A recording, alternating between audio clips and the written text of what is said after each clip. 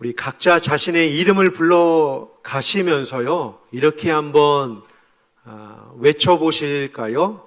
예수님께서 무덤에서 나오시고 나신 뒤에 마리아에게 평강이 있을지어다 라고 말씀하시는 것처럼요, 자신의 이름을 불러가면서 석하나 평강이 있을지어다, 하나님이 하시는 그 음성으로 하시면서 각자 한번 해보실까요? 시작. 석하나 평강이 있을지어다. 한 번 더요. 시작. 석하나 평강이 있을지어다. 여러분이 석한이라고 그러면 어떻게 해요? 자신의 이름을요, 자기 이름을요. 자, 정신 차리시고 자기 이름이에요. 그쵸? 제 이름, 아유, 감사합니다. 덕분에요. 자기 이름으로요. 시작. 석하나 평강이 있을지어다. 아멘. 사람은요, 누구나 자신의 이름을 불러주는 존재를 그리워합니다. 언젠가 한번 사역자들과 함께 점심을 먹고 교회로 돌아오던 길에 누군가 전화를 전도사님이 받으셨는데 그 음성을 제가 들었는데 잊지 못하는 외침이었습니다. 전화가 울렸어요. 전화를 받았습니다. 근데 첫 마디가 뭐였냐면요, 성미야! 우리 여전도사님, 우리 유치부 여전도사님 성함이 최성미 전도사님이신데 어머니와 통화를 하는데 전도사님을 그렇게 부르시던 음성을 제가 들었습니다. 그걸 보면서 와, 정말 정겹다라고 하는 생각을 했는데요. 여러분들에게는 과연 몇 명이나 몇 분이나 여러분의 이름을 불러주십니까? 내 이름을 불러주는 자. 사실 외국 같은 경우에는 다 이름을 부르잖아요. 뭐 데이비, 다니엘, 뭐 이렇게 부르는 것처럼요. 근데 한국은요, 학교 다닐 때는 그나마 친구들이 이름을 불러주는 것 같지만 학교 졸업하고 나면 어때요? 사회 나가면 다 아저씨, 아줌마, 할머니, 저기요. 그렇죠? 이름을 들을 기회가 흔치 않는 것 같습니다. 가정에서도 사실 여보, 이에 호칭을 하시는 것처럼 말입니다. 이름 들어본 지가. 또 과연 몇 명이나 나에게 내 이름을 불러주는지 한번 생각해 보시길 바랍니다. 자녀는 부모가 불러주는 이름을 들으며 사랑을 느끼게 됩니다. 학생은 스승이 불러주는 그 이름을 들으면서 자신감을 갖게 됩니다. 또 직장인은 주변의 사람들이 자기의 이름을 불러주는 그 한마디에 다시 일어설 힘을 얻게 됩니다. 우리가 잘 아는 시인 김춘수 씨는 꽃에서 이렇게 말했습니다. 내가 그의 이름을 불러주었을 때 그는 나에게로 와서 꽃이 되었다. 이름을 불러준다는 것은 단순히 호칭하는 것만 의미하지는 않습니다. 이름이라고 하는 이 원어 자체에요, 세 가지 뜻이 있습니다. 이름이라고 하는 거예요. 존재를 인정하고 목적을 부여하고 관계를 갖다. 그렇죠? 이름, 네임이라고 하는 성함이라고 하는 이 한자어나 라틴어나 이 영어의 기원을 보면요, 존재를 인정하고 목적을 부여하고 관계를 갖다라고 하는 이러한 어원을 갖고 있기 때문입니다. 그런데 우리 인생을 향하여 부모보다 친구보다 그보다 더 먼저 우리를 향하여 이름을 불러서 호칭해 주신 분이 계십니다. 바로 하나님이십니다. 이사야 43장 1절에요. 두려워 말라. 내가 너를 지명하여 불렀나니 너는 내 것이라. 내가 너를 지명하여 불렀나니 너는 내 것이라 라고 성경은 말씀합니다. 그러나 우리는 종종 하나님의 부르심을 잊고 살아갑니다. 하나님 나라보다 땅의 것에 마음을 빼앗겨 하나님이 왜 나를 부르셨는지 잊고 살 때가 있습니다. 그래서 저는 오늘 여러분들과 함께 바울이 골로새 교회를 향하여 하나님이 여러분들을 왜 부르셨는지에 대한 그 이야기를 같이 이 아침에 함께 나누고자 합니다. 너희는 평강을 위하여 한 몸으로 부르심을 받은 자니 또한 감사하는 자가 되라 라고 말씀합니다. 쉬운 찬양대, 원래 다른 찬양이었는데 설교 제목 보시고 바꾸셨나요? 원래 이 찬양 하시려고 하셨어요? 대박. 성령께서 우리를 하나 되게 하셨네요. 저는 찬양 들으면서 막 닭살이 막 올라왔습니다. 아이고, 감사합니다. 그렇다면 첫 번째로요, 평강을 위하여 부름받은 자는 어떠한 삶을 살아갈까요? 첫 번째 화면입니다. 첫째, 평강을 위한 부르심은 하나님과 화목한 자로 사는 것입니다. 평강을 누리기 위해서는요, 환경이 아니라, 현실이 아니라, 세상의 것들이 아니라, 대세가 아니라 누구와요? 하나님과 화목하며 사는 것임을 말씀합니다. 여러분, 평강은, 성경이 말하는 평강은 단순히 문제가 없거나 어려움이 없거나 고민이 없는 단순한 상태를 이야기하는 것이 아닙니다. 샬롬은 하나님과 관계가 회복되어 삶의 제자리로 돌아오는 것, 이게 샬롬이에요. 샬롬은 내 제자리로 돌아오는 것. 전쟁이 없고, 과거에는 여러분 전쟁이 끝났습니다 했을 때 샬롬 외쳤습니다. 우리 집에 문제가 해결됐습니다. 샬롬 외쳤습니다. 우리 집에 질병이 있었는데 고침받았습니다. 샬롬 외쳤지만, 정확한 이 샬롬의 원어적 의미는요, 삶의 제자리로, 나의 제자리로 돌아오는 것, 제자리로 돌아오는 것. 왜요? 사람은 하나님의 형상으로 지음받았기 때문입니다. 하나님의 형상을 점점 회복하는 것이 평강이다라고 하는 것입니다. 우리는 그러면 어떻게 평강을 회복하게 되었습니까? 죄로 인해 하나님과 단절, 원수되었던 우리에게 예수 그리스도께서 오심으로 말미암아 우리는 하나님과 화목한 자가 되었습니다. 그래서 평강의 시작은요, 환경의 변화, 기적의 나타남이 아닙니다. 예수님이 우리에게 오심입니다. 주 예수 내 마음에 오심. 그렇죠? 주 예수 내 마음에 오심. 그 다음 뭐예요?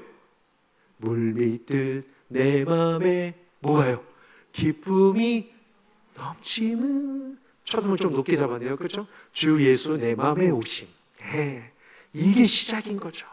세상은요, 더 많이 가지면 행복할 거라고 합니다. 더 높아지면 행복할 거라고 합니다. 그런데요, 하나님 없는 성공은 불안을 낳습니다. 하지만 하나님과 동행하는 삶은 내가 광야에 있을지라도 하나님이 함께 하시기 때문에 평안한 줄 믿습니다. 성경에 야곱이 등장을 합니다. 야곱의 이름의 뜻이 무엇입니까? 속이는 자예요. 형의 장자권을 가져갑니다. 아버지를 기만합니다. 장자의 축복을 받고 달아나게 되죠. 하나님의 약속을 받은 사람이었지만 그의 인생은 늘 불안과 염려였습니다. 형이 나를 찾아와 나를 죽이면 어떡하지? 내가 여기 있다는 것, 라반의 삼촌 라반의 집에 있다는 것을 누군가 알고서 형에게 이야기해줘서 형 에서가 나를 찾아와서 나를 죽이면 어떡하지? 늘 삶이 두려움과 불안의 연속이었습니다. 끊임없는 긴장과 갈등 속에 살아야 했습니다. 그러던 어느 날 하나님의 음성을 듣고 야곱은 에서 형을 만나러 가던 길에 야복강 나루터에서 하나님과 홀로 남아 씨름을 하게 됩니다. 밤새 씨름을 하죠. 그러면서 야곱이 하나님 앞에 이렇게 기도를 합니다. 하나님이 내게 축복하지 아니하시면 나는 가게 될 수 없습니다. 갈 수 없습니다. 라고 말이죠.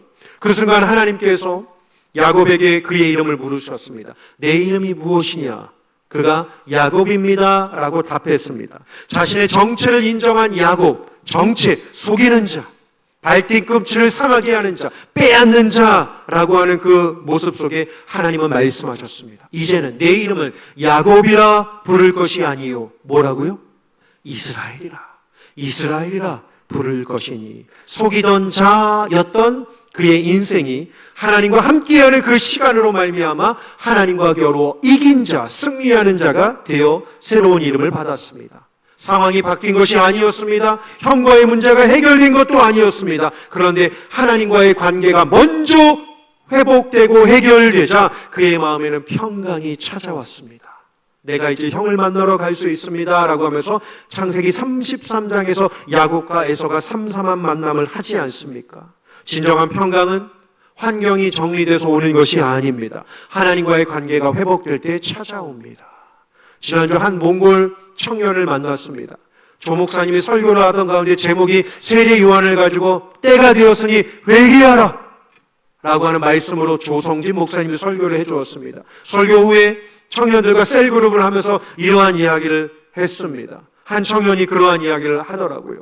자기가 하나님 앞에 기도할 때는 잘못한 것만 기도했는데 사실 요즘에는 아버지가 후두암에 걸려서 잘못한 것까지 회개도 기도가 안 된다는 거예요. 눈을 감으면 무섭다는 거예요. 그래서 제가 그 청년, 몽골 청년에게 이러한 이야기를 했습니다. 하나님은 연약한 자의 기도도 들어주시고 병든 자도 고쳐주십니다 라고 하니까 깜짝 놀라요. 내가 생각할 때는 잘못한 것만 기도해야지 하나님이 용서해 주시는 줄 알았는데 병도 기도하면 하나님이 들어주신다고요? 당연하죠. 죽은 자도 살리신 분이신데요. 복음의 능력이 얼마나 위대하고 아름다운지 몰라요. 우리의 모든 것을 들으시는 분이신데요. 염려하지 마세요. 하나님한테 주권이 있으니까요. 아버지의 아픈 그 부위를 위하여 함께 기도해 보세요. 그러면 하나님이 피스, 평강을 주실 것입니다. 그리고 그 같이 그룹과 함께 통성으로 기도하고 마지막에 제가 안수 기도를 해 주었습니다. 몰랐대요. 하나님은 내 잘못만 들어주는 분이지 내가 아프고 고민되는 것도 들어주는 분인지 몰랐다는 거예요. 그 청년의 표정이 확 바뀌어졌습니다. 확 바뀌어졌어요. 진짜 하나님이 이것도 하시는구나. 내 아버지도 고쳐주시겠구나 라고 하는 그 말씀으로 말입니다. 우리도 마찬가지입니다. 두려움과 염려로 살아갈 때도 있지만 하나님은 늘 우리를 부르십니다. 그렇죠? 내가 누구인지 안다. 내가 얼마나 아픈지 안다. 내가 얼마나 힘든지 안다. 내가 얼마나 외로운지 안다. 내가 얼마나 지친지 안다. 하지만 내가 너를 새롭게 하리라. 평강이 있을지어다. 평강이 있을지어다. 주님이 주시는 그 음성으로 힘을 내시는 저와 여러분들 되시기를 주님의 이름으로 축원합니다.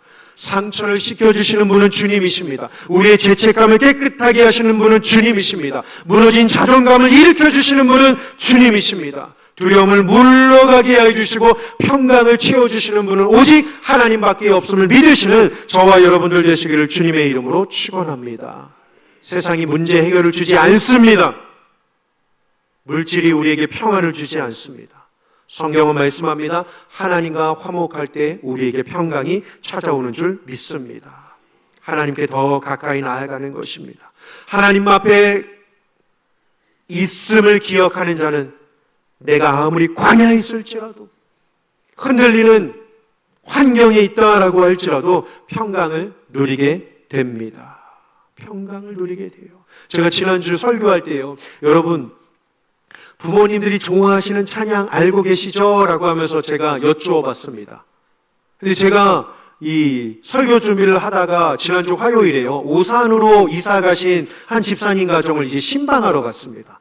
이런저런 이야기를 나누고 예배 드리려고 하는데 그 집사님이요. 저에게 이러시는 거예요. 목사님, 엊그제 설교 때 부모님이 좋아하시는 찬양은 그래도 알아야 합니다. 라고 하셨는데요. 저는 오늘 제 자녀가 좋아하는 찬양을 목사님과 부르고 싶습니다. 그러시는 거예요. 그래서 여러분들 두 번째 숙제는요. 여러분들 자녀가 좋아하는 찬양이 뭔지 한번 헤아려 보시길 바랍니다. 내 자녀가 좋아하는 찬양.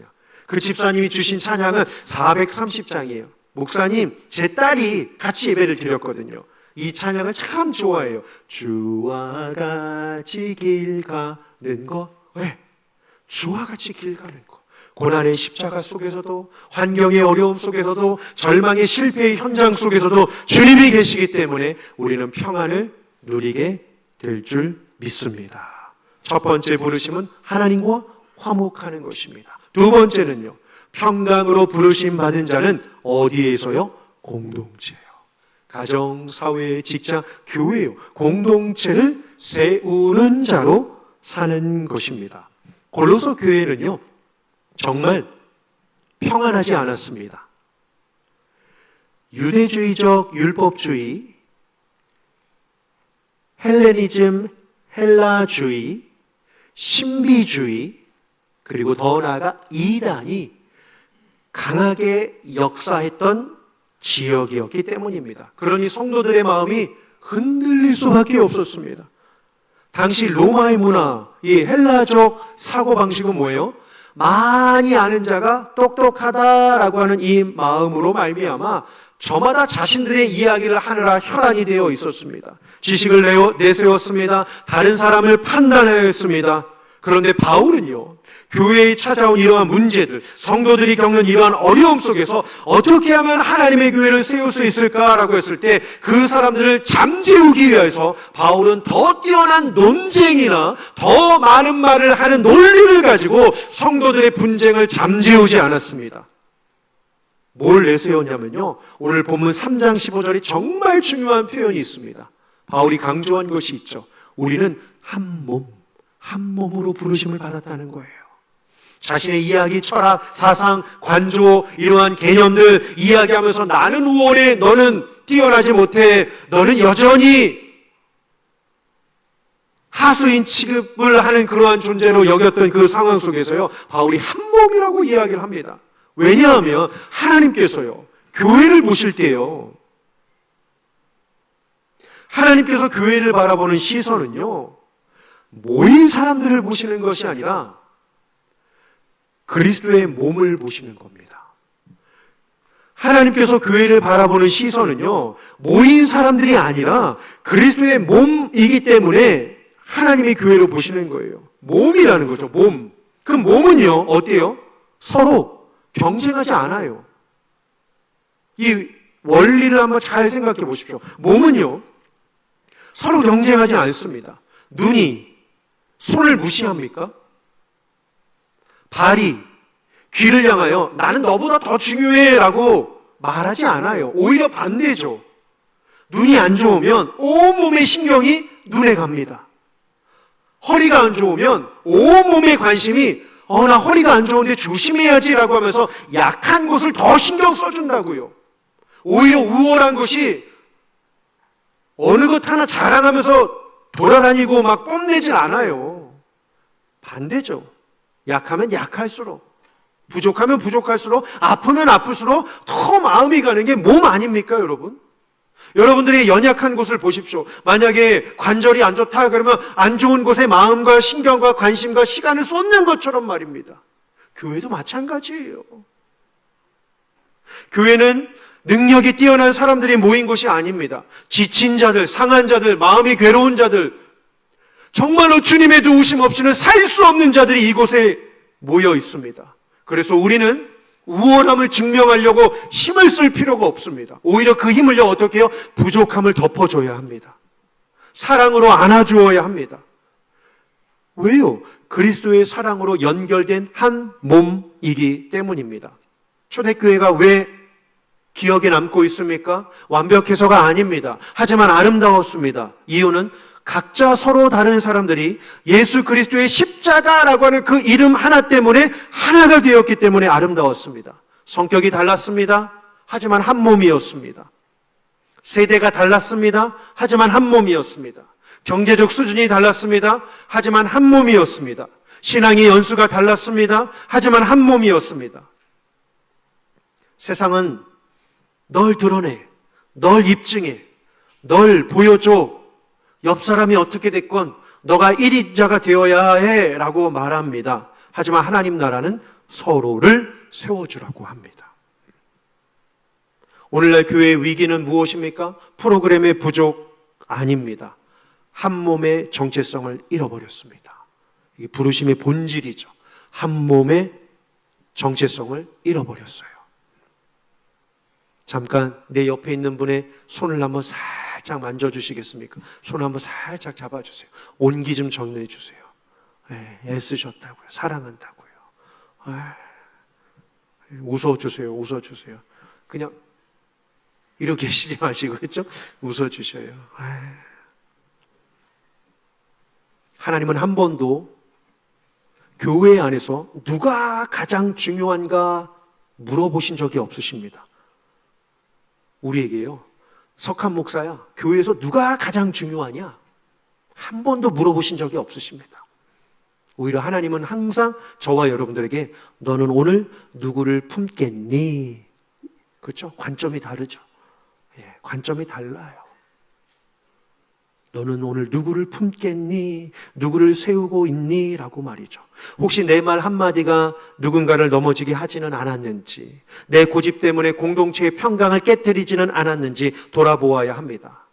하나님이 기뻐하시는 성도는 언제나 사람을 살리고 관계를 회복시키는 사람입니다. 모세가 아말렉과 전투를 벌이게 됩니다. 하나님 도와주세요 라고 하면서 손이 올라가죠. 그런데 이게 웬일입니까? 모세의 손이 올라가자 여호수아를 중심으로 이스라엘이 점점 승리를 가져가게 됩니다. 힘이 빠져 손이 내려오자 이게 웬일입니까? 아말렉이 점점 다시 승리를 하게 됩니다. 이 모습을 바라보며 모세의 곁에서 누구와 누구가요? 아론과 훌이 모세의 팔을 붙들어 줍니다. 이스라엘의 승리를 가져다 주었습니다. 그 승리는 한 영웅이 만들어낸 능력이 아니라 함께 붙들어준 공동체의 헌신으로 이루어졌습니다. 교회는 서로 손을 붙들어주는 사람들로 세워집니다. 지난 늦가을에 새벽 예배를 오는데 한 권사님이 교회 앞마당에 있는 수많은 낙엽잎을 쫙 쓰셨습니다. 정말 낙엽이 우수수 떨어졌던 때였습니다. 그리고 예배가 끝나고 난 뒤에도 또 떨어진 그 낙엽들을 또 쓰셨습니다. 누군가는 바람이 지나가면, 시간이 지나가며 혹은 관리하는 분들이 지나가면 다 깨끗하게 할 텐데 왜 그렇게 굳이 수고를 하는가라고 생각할 수 있겠지만, 그래서 정말 누군가 물어보셨어요. 아유, 권사님 힘드신데 그만하셔요. 아까 쓰셨잖아요. 이제는 댁에 가셔야죠 라고 했는데 권사님이 이러한 말씀을 하셨습니다. 누군가는 이 자리를 편안하게 예배하도록 준비해야 되잖아요. 예수님의 집인데 이렇게 갈 수 없잖아요 라고 말이죠. 예수님의 집, 사랑하는 그 마음을 느끼게 되었습니다. 이름 없이 드려진 작은 섬김이 수많은 사람의 신앙을 감동케 하였습니다. 평강을 위한 부르심은 공동체를 세우는 자로 나타나게 됩니다. 마지막 세 번째로요, 평강을 위한 부르심은 이제 어떻게 해요? 평강을 나타내는 자로 사는 것입니다. 바울이요, 이 편지를 기록하던 시대는요, 로마 제국이 지배하였던 때였습니다. 로마는 자신들이 외친 팍스 로마나, 모든 것을 로마로 통한다, 로마의 평화를 외쳤습니다. 하지만 그 평화는 예수님이 주신 평화와는 달랐습니다. 힘으로, 칼과 권력으로 만들어낸 침묵의 평화였기 때문입니다. 그런데요, 예수님께서 주시는 평화는요, 다릅니다. 그 평강은 환경이 좋아서 오는 평안이 아닙니다. 모든 문제가 해결돼서 오는 평안도 아닙니다. 십자가에서 원수된 우리를 화목케 하신 하나님의 사랑 안에서 시작되는 평강입니다. 그래서 예수님은 이렇게 고백하십니다. 요한복음 14장 27절 같이 한번 읽어보실까요? 시작. 평안을 너희에게 끼치노니 곧 나의 평안을 너희에게 주노라. 내가 너희에게 주는 것은 세상이 주는 것과 같지 아니하니라. 너희는 마음에 근심하지도 말고 두려워하지도 말라. 아멘. 세상이 주는 요소는 환경이 변하면 다시 불안해집니다. 건강이 흔들리면 평안도 무너집니다. 물질이 줄어들면 만족도 사라집니다. 인간관계가 틀어지면 기쁨이 사라집니다. 그러나 그리스도의 평안, 보세요. 27절이에요. 나의 평안. 평안을 너희에게 끼치노니 곧 나의 평안이라고 말씀합니다. 그래서 주님이 주시는 평강은요, 상황을 초월하게 됩니다. 감옥에서도 찬양할 수 있습니다. 황무지 같은 광야에서도 찬양할 수 있습니다. 풀무불 앞에서도 찬양할 수 있습니다. 고난과 시련 앞에서도 기도할 수 있습니다. 우리 영화교회 성도님들이 정말 잘하시는 것, 모든 고난과 어려움과 두려움이 있다 할지라도 주께 맡기며 기도하시는 것, 이 놀라운 두 손 모음의 신앙 가운데 하나님의 능력, 치유, 회복이 나타나게 될 줄 믿습니다. 그래서 이 평안을 누리는 자는 소유하는 것에서 끝나지 않습니다. 하나님께서는 평강을 잃어버린 세상 속에 우리를 보내시는 것입니다. 갈등하는 가정에 화목이, 경쟁과 상처가 가득한 직장의 위로가, 절망하는 이웃에게 소망의 증인이 되게 하십니다. 그래서 성도는 불안을 전염시키는 것이 아니라 그리스도를 닮아 평강을 흘려 보내는 사람입니다. 초대교회는 아무리 검과 권력이 찾아와도 검과 권력으로 맞서지 않았습니다. 오히려 핍박과 고난 속에서도 병든 자를 품었습니다. 버려진 아이들을 돌보았습니다. 핍박하는 자들을 위하여 기도했습니다. 세상은 그들을 바라보며 왜 저렇게 살아가나 라고 했지만 그들은 끝까지 신앙의 절개를 놓지 않았습니다. 그로 인하여 하나님의 나라는 강력하게 확장되었습니다. 오늘날 하나님께서도 우리에게 이와 같은 사명을 맡기십니다. 가정에서 평강의 사람으로, 직장에서 위로의 사람으로, 일터에서 배려의 사람으로, 공동체 안에서 축복의 사람으로, 교회 안에서 기도의 사람으로 라고 말이죠. 세상 속에서 우리는 복음을, 소망을 전하는 사람이 되어야 합니다. 그것이 바로 하나님께서 교회를 이 땅 가운데 남겨두신 이유입니다. 요셉은 형들의 시기와 미움으로 팔려갔습니다. 억울함이 컸습니다. 상처가 깊었습니다. 하지만 총리가 되었음에도 불구하고 형들을 고발하지 않았습니다. 오히려 이렇게 이야기를 합니다. 당신들은 나를 해하려 하였으나 하나님께서 그 악을 선으로 바꾸사 당신들을 품게 하였나이다 라고 하였습니다. 상처를 평강으로 바꾼 사람이었습니다. 하나님 나라는 이러한 사람들로 확장됩니다. 평강이란 거창한 곳에서 시작되지 않습니다. 먼저 손 내미는 사람, 먼저 사과하는 사람, 먼저 축복하는 사람을 통해 하나님의 평강은 나타납니다. 여러분, 오늘 본문은 단순한 윤리적 권면이 아닙니다. 예수 그리스도로 말미암아 화목함을 입게 된 자들이 어떠한 정체성을 가지고 살아야 하는지를 말씀해 주고 있습니다. 하나님과 화목하며 공동체를 세워가며 평강을 전하는 자, 이 세 가지의 말씀을 늘 기억하면서 끝까지 부르심의 이 사명으로 살아가시는 저와 여러분들 되시기를 주님의 이름으로 축원합니다. 기도하시겠습니다. 하나님,